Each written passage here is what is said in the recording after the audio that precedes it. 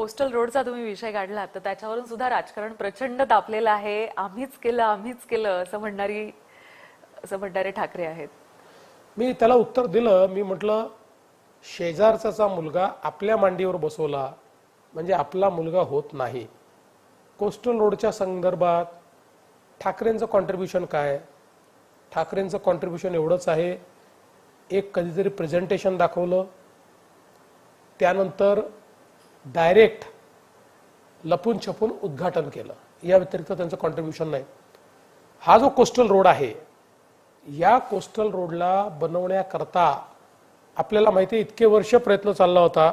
आपले जे पृथ्वीराज चव्हाण होते ते म्हणायचे कोस्टल रोड माझा पेट प्रोजेक्ट आहे. कोणीच करू शकलं नाही. मी अभ्यास केला, का नाही होऊ शकत आहे. माझ्या लक्षात आलं की आपल्या देशाच्या कायद्यामध्ये आणि पर्यावरणीय जे काही रूल्स आहेत, नियम आहेत, त्याच्यामध्ये रेक्लेमेशन अलाउड नाही आहे. कोस्टल रोडला रेक्लेमेशन लागतं, म्हणून आपल्या इथे परवानगी मिळू शकत नाही. मी त्याच्यानंतर मोदी साहेबांकडे गेलो, सातत्याने बैठका केल्या.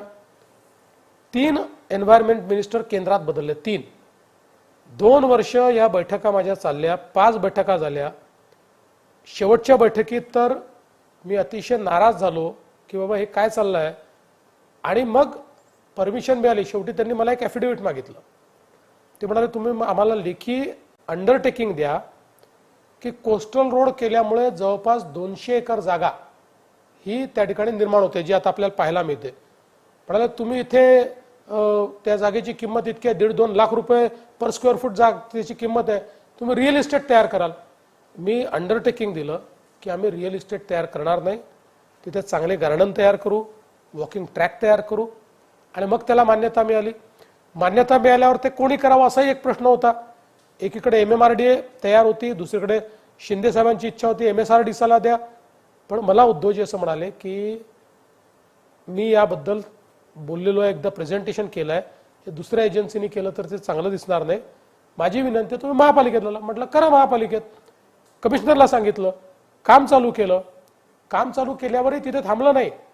त्याच्यात ग्रीन ट्रायब्युनलला केस झाली, तिथे जाऊन जिंकलो. हायकोर्टात केस झाली, तिथे जाऊन जिंकलो. सुप्रीम कोर्टात केस झाली, SG साहेबांना उभं करून तिथे आम्ही जिंकलो.